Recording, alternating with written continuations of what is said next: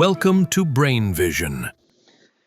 So we have a simple Brayton cycle with air as the working fluid, and we have a pressure ratio of 6, and then we want to maximum temperature is 300 Kelvin, or the minimum temperature is 300 Kelvin, the maximum temperature is 1300 Kelvin. And then we want to double the pressure ratio without changing the temperatures, and we want to determine the net work output per unit mass and the thermal efficiency of the cycle as a result of this modification. Assume variable specific heats for air. So we're going to use the tables to get our air properties.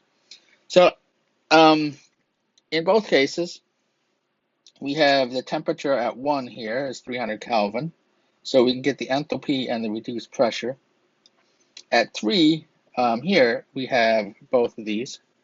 So we have, let's see here, we have the enthalpy.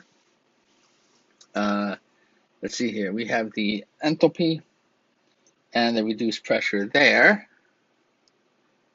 Now we have a pressure ratio of 6. So that means that our pressure at a reduced pressure at two is 6 times the reduced pressure at 1. So we know that.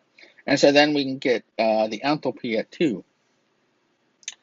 And likewise, the reduced pressure at 4 is 1/6 of the reduced pressure at 3. And so we can calculate that and then get the enthalpy from the table at 4. Now we have let's see here, we can figure it, now we have the enthalpies at all 4 states, and we have the change in enthalpy, the heat transfer in is H3 minus H2, so that's 894.6 kilojoules per kilogram. Specific heat transfer out is H4 minus H1, or 555.1 kilojoules per kilogram.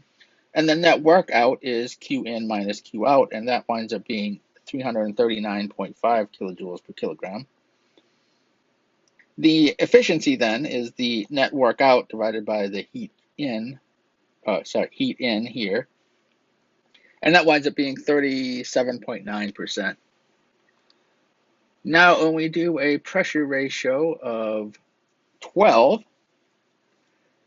we have a reduced pressure at 2 of 16.63, which gives us an enthalpy of 610.6 kilojoules per kilogram. And then we have a reduced pressure at 4 of 227.58. So we can see that this is twice this, and this is half of this. And so then that gives us an enthalpy at 4 of 704.6 kilojoules per kilogram.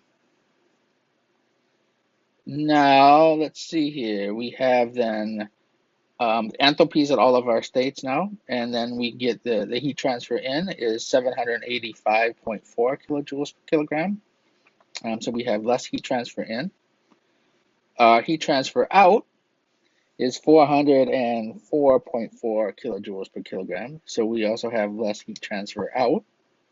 The difference is the net work. So we have about 381 kilojoules per kilogram, and we can see that that is an increase over when we had a lower pressure ratio. The efficiency is now 48.5%, which is an increase. And so the change in net work we get is 41.5 kilojoules per kilogram. So having this higher pressure ratio gives us a greater net work, and our thermal efficiency change is 10.6%,